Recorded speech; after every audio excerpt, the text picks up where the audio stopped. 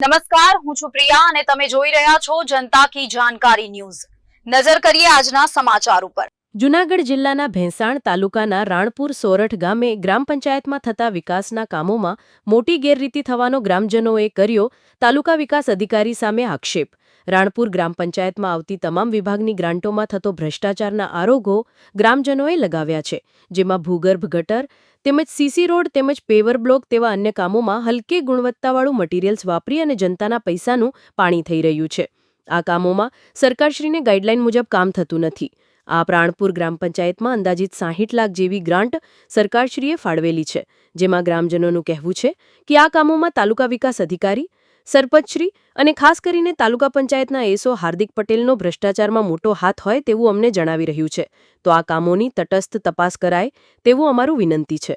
આ કામમાં રસ્તા ઉપર માટીના ઢગલા ઠાલવવામાં આવ્યા છે, જેમાં ગામમાં 1-2 જગ્યાએ અકસ્માત પણ થયો છે અને તે વ્યક્તિ હાલ દવાખાનામાં દાખલ છે। તો આ રસ્તા ઉપરના માટીના ઢગલા તાત્કાલિક ઉપાડે તેવું ગ્રામજનોનું કહેવું છે। ગ્રામજનોએ તાલુકા વિકાસ અધિકારીને રૂબરૂ કચેરીએ જઈ અને રજૂઆત કરેલ। ત્યારબાદ તાલુકા વિકાસ અધિકારીએ સ્થળ ઉપર જઈ કરાઈ કરી હતી, પરંતુ આ ભ્રષ્ટાચારમાં થયેલ રીતે વિશે કંઈ કહેલ નહીં અને ગ્રામજનો દ્વારા તાલુકા વિકાસ અધિકારીને પૂછાયું હતું, તેણે જણાવ્યું હતું કે આ કામની તટસ્થ તપાસ કરવામાં આવશે, ત્યારબાદ જ ખબર પડશે।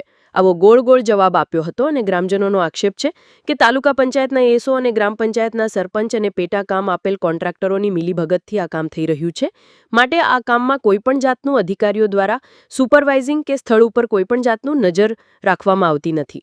તો ગ્રામજનો દ્વારા ઉગ્ર માંગ કરવામાં આવી હતી।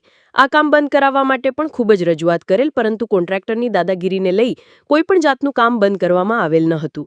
આ કામ ખરેખર બીજા અધિકારી દ્વારા સ્થળ ખરાઈ કરી અને આ કામ એસ્ટિમેટ મુજબ થયા છે કે કેમ તેની તપાસ કરવામાં આવે તો આ કામોમાં ગ્રામ પંચાયત દ્વારા મોટા ભ્રષ્ટાચાર થયાનું ખુલ્લું પડશે તેવું ગ્રામજનો કહી રહ્યા છે। આ કામની તપાસ માટે જિલ્લા વિકાસ અધિકારી, તાલુકા વિકાસ અધિકારી, ગ્રામ પંચાયત સહિતના અધિકારીઓને ગામજનો દ્વારા લેખિત જાણ કરાઈ છે। જોવું રહ્યું કે આ ભ્રષ્ટાચાર સામે અધિકારીઓ દ્વારા શું પગલાં લેવામાં આવે છે।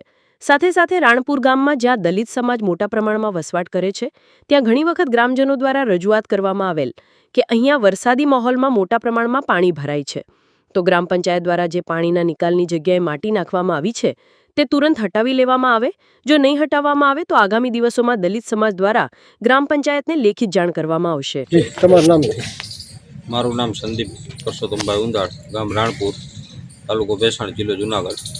રાણપુર ગામે વિકાસના જે કામો થઈ રહ્યા છે તેમાં એકદમ લોલમ લોન ચાલી રહ્યું હોય, જેથી કરીને અમે ટીડીઓ પાસે 20-25 જણા જઈને અરજી કરેલી છે, મૌખિક રજૂઆત કરેલી છે, લેખિત પણ કરેલી છે, છતાં કામો રોકાતા નથી અને ચાલુ જ છે। જેથી કરીને બધા જ કામો તાત્કાલિક ધોરણે રોકાવી અને યોગ્ય અધિકારી પાસે તપાસ કરાવી પછી જ કામો ચાલુ કરવા અને એના બિલના પેમેન્ટ કરવા। હાલ તમને કેવું લાગે, કેટલો ભ્રષ્ટાચાર થયો છે? હવે એ તો સાહેબ કંઈ ખબર ન પડે। હવે આમાં કેટલા થયા છે કે કામો તો બહુ ઘણા થયા છે સાહેબ। વિગતવાર કંઈ કામ? વિગતવાર તો એક અમારી શેરીમાં જ ગટર લાઈનનું કામ ચાલે છે, જેમાં હાલમાં માટી ભરાઈ ગયેલી હોવા છતાં કામ ચાલુ છે। અડધા ભૂંગળા વરસાદ આવવાના કારણે માટી ભરાઈ ગયેલી છે અને 15 દિવસથી આ રોડ બંધ છે, વાહન બહાર કાઢવામાં પણ મુશ્કેલી પડે છે। અને રાણેશ્વર પાસેજી હા, અંદાજિત 60 થી 70 લાખના કામ હાલે છે રાણપુર ગામ અંદર, ટોટલ ગટર લાઇનના, બ્લોકના, સીસી રોડના, બરાબર। જે કોઈ અધિકારી સ્થળ ઉપર મુલાકાત, એસો કે કોઈ અધિકારી કે કોઈ સ્થળની મુલાકાત નથી લીધી, બરાબર, કામ હાલે એની, અને કાગળ ઉપર એમને કહીએ છીએ કે કામ એસ્ટિમેટ મુજબ થાય છે, બરાબર।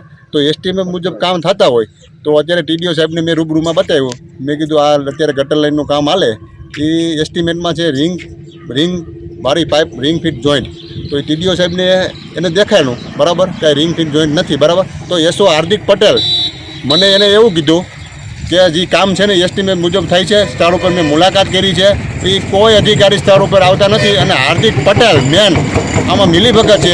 એ એમ કહે છે કે મારે 37 ગામના કામ છે, બરાબર, અને વધારાનો મારી પાસે ચાર્જ છે, તો એને વધારાનો ચાર્જ મુકામાં લેવો જોઈએ, બરાબર।